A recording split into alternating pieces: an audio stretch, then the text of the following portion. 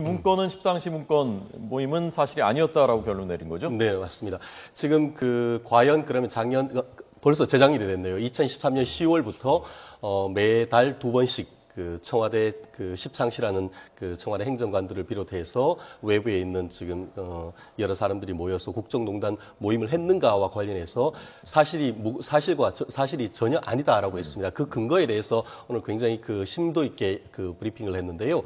단순히 관련된 사람들을 조사했는 것뿐만 아니고 휴대폰 관련되는 조사를 했고, 혹시나 이분들이 다른 이른바 대포폰을 가지고 있는지에 대해서도 대검에 있는 각종 포렌식 관련되는 조사를 다 해서 아이디어라고 하는 그런 어떤 아주 고도화된 첨단 수사 기법을 통해서 혹시 이와 같은 것 이외에 다른 휴대폰 전화 패턴을 봤을 때에 다른 휴대폰을 이용했을지까지도 다 일일이 조사했는 결과 지금 얘기하는 강남 청담동 근처에 있는 제이모 식당 이외에도 다른 지역에서도 이와 같은 서로 통화했는 내역이라든가 이런 것들이 전혀 없다는 점에 비추어서 지금 찌라시라고 할 수 있는 그 얘기에 나왔는 십상시 모임뿐만 아니고 다른 곳에서도 10여 명이 모인 정기 모임은 없었다 이렇게 지금 밝히고 있고, 네. 지금 또 하나 얘기했던 정윤의 미행설, 시사저널 보도와 관련해서도 보면은 남양주에 있는 어떤 카페 주인이 뒤를 쫓았다, 뭐 이런 거 관련해서. 주인 아들이. 그렇죠. 예. 그래서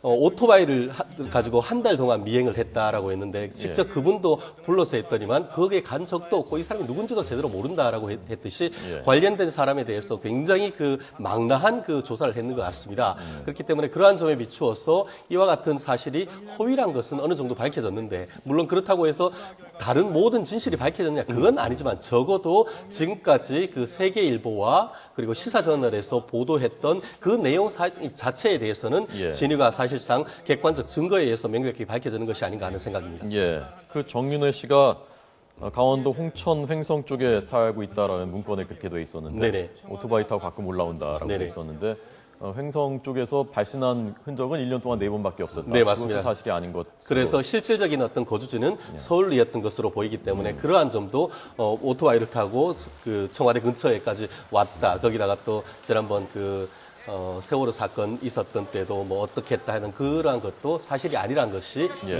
이러한 것을 통해서 간접적으로 또 밝혀진 내용이 아닌가 싶습니다. 문건 내용이 사실이 아닌 것으로 결론 내려졌다라는 부분에 대해서 백 변호사님은 어떻게 보셨습니까? 일단 지금 검찰 수사 결과 발표를 보면 중식당에서 만나지 않았다는 사실, 그 부분에 관해서 정기적인 회동이 없었다는 사실에 관련해서는 일단 어느 정도 믿을만한 수사 결과라고 보이는데요. 문제는 아까 말씀하셨던 것처럼 본인 명의의 휴대전화 외에 대포폰의 존재는 여러 가지 수사 기법을 동원해 봤을 때 없는 것으로 보인다고는 하고 있으나 그 부분은 사실 명확하다라고 이렇게 단정 지을 수는 없는 부분인 것 같고, 실제로 모임이 있었는지 여부를 떠나서 정윤회 씨가 국정 개입을 했는지, 청와대 비서 3인방과 기타 소위 말하는 십상시라고 하는 사람들이 국정농단을 했는지 여부에 관련해서 사실상 수사의 한계는 분명히 있거든요. 그러니까 이제 제가 우스갯소리로 말씀드리면 네티즌들 사이에서는 이 문건을 보고 그래 검찰에서 허위라고 하는데 그 안에 내용은 보면 어쨌건 당시에 김기춘 비서실장 와병설 이제 나중에 물러난다 이런 내용들의 찌라시가 돌았던 것도 사실이고 그 이후에 어쨌건 이정현 당시 홍보수석이 나와서 그게 이제 물러나게 된 거건 나온 간에 어쨌건 나와서 또 국회의원이 되고요. 그리고 국세청장 역시 그 다음에 임기를 채우지 못하고 나왔고 그 문건이 무슨 예언서냐 이런 얘기들 많이 한단 말이에요. 그러니까 문건 내용 자체가 소위 만났던 회동 자체는 사실이 아닐지 몰라도 이런 내용이 사실일 가능성은 사실 배제할 수 없기 때문에 야권에서도 지금 그 부분에 관련해서 계속 공세를 취하는 건데 사실 검찰에서 그 부분은 밝혀내는데 분명히 한계가 있다는 생각이 들어요. 그래서 검찰의 수사 결과 발표는 그런 모임이 없었다라는 사실을 확인하는 정도에 그쳤다는 생각이 좀 듭니다. 사실 이 문제가 자꾸 문제가 되는 것은 사실 어떤 검찰 수사 자체라기보다는 어떻게 보면은 박근혜 대통령이 이와 같은 문제가 생긴 다음에 이것이 찌라시에 불과한 문건이다라고 얘기를 함으로써 마치 검찰에 그것을 가이드라인을 줬는 것이 아닌가 하는 비판에서 이와 같은 결론이 났다는 점에서 좀 더 문제점이 저는 있다고 생각을 하는데요.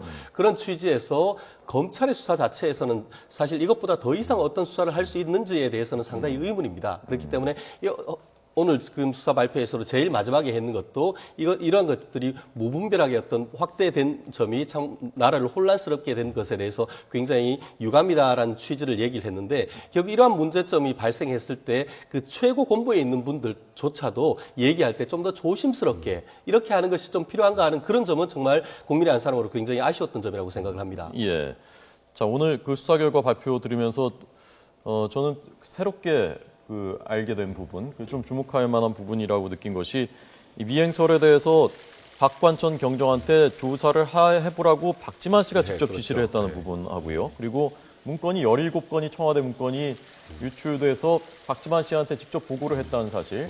이건 처음 밝혀진 사실 아닙니까? 그렇습니다. 사실 이 사건이 발단했는 것이 문고리 3인방을 비롯해서 이른바 십상시가 정윤회 씨와 국정농단을 했다라고 그 의혹을 제기하면서 불거졌는데 결론적으로 봤을 때는 그와 완전히 대치되는 결과가 발생한 것이 아닌가 싶습니다.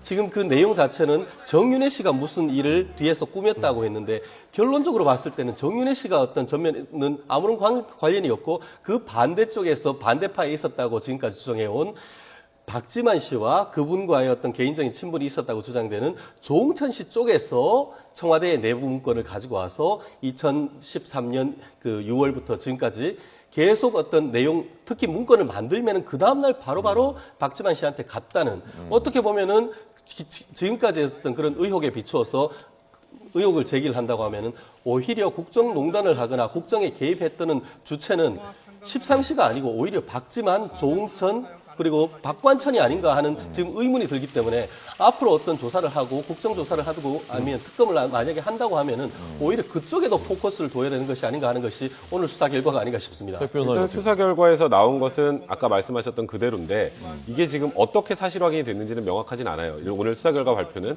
어쨌든 수사 기록을 저희가 전체를 볼 수는 없으니까. 예. 근데 박지만 씨가 처음에 검찰에 한번 출두한 이후에 비공개로 한번 다시 조사를 받았거든요. 예. 거기에서 조응천 비서관에 관련된 얘기를 많이 해서 조응천 비서관이 입건이 된 걸로 제가 알고 있거든요.